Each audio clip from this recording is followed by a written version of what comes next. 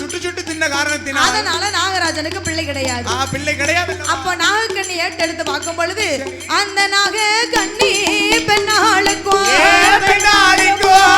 ஏழு ஏழு ஏழு தலைமுறைக்கும் ஏதும் பிள்ளை கிடையாது. நாகக்கண்ணி ஏட்டெடுத்து பார்க்கிறாரு சித்திரபுத்திர நயினாரு. ஆமா, நாகக்கண்ணி ஏட்ல எப்படித்தான் இருக்கு? அவளுக்கு ஏழு ஏழு தலைமுறைக்கும் பிள்ளை இல்ல. ஏதும் பிள்ளை கிடையாது. போன ஜென்மத்துல மருத்துவமா பிறந்து 7 8 பிள்ளைகளை திட்டம் போட்டு கருகளித்தா. சண்டால கருகளித்த காரணத்தா அவளுக்கு கை குழந்தை கிடையாது. சுவாமி காரணத்தா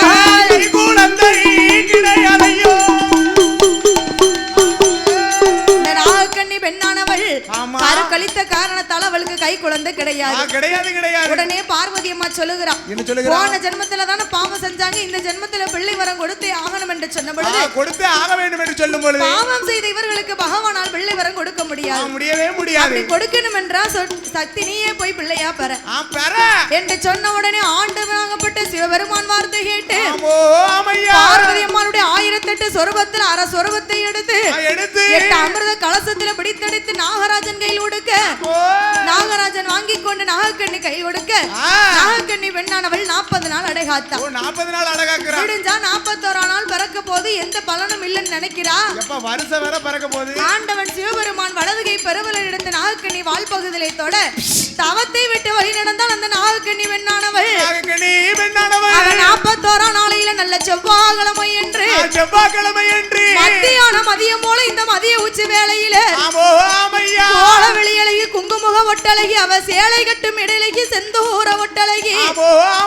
அக்காதங்க 8 பேரு என் தாயாகப்பட்ட குலசையாலும் முத்தாரம்மா ஆதாளி ஓட்டு எப்படி எப்படி வந்து பிறக்கிறா தெரியுமா?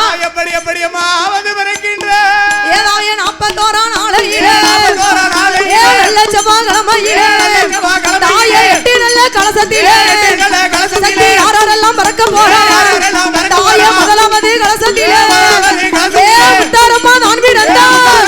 தாய 2வது கலசத்திலே தாய ஈஸ்வரியால் நான் பிறந்தார். 3வது கலசத்திலே ஆட்டம் பூடாதி நான் பிறந்தார். 4வது கலசத்திலே ஆட்டா நாகம்மா நான் பிறந்தார். தாய 5வது கலசத்திலே மாரியம்மா நான் பிறந்தார்.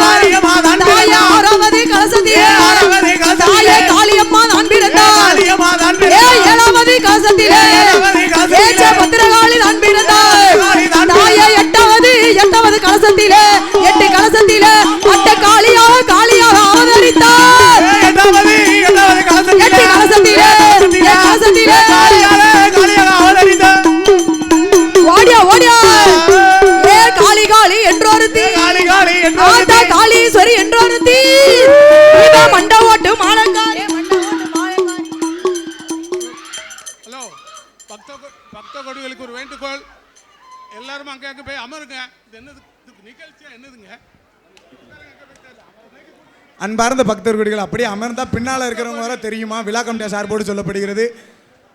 ஆங்காங்கே நிற்கும் பர்கள் அப்படியே அமர்ந்து சொன்னா எல்லாரும் சந்தோஷமா new year கொண்டாடிக்கலாம்.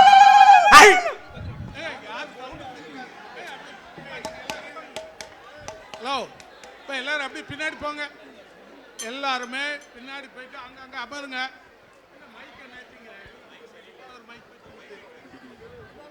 Hello hello hello ஐமா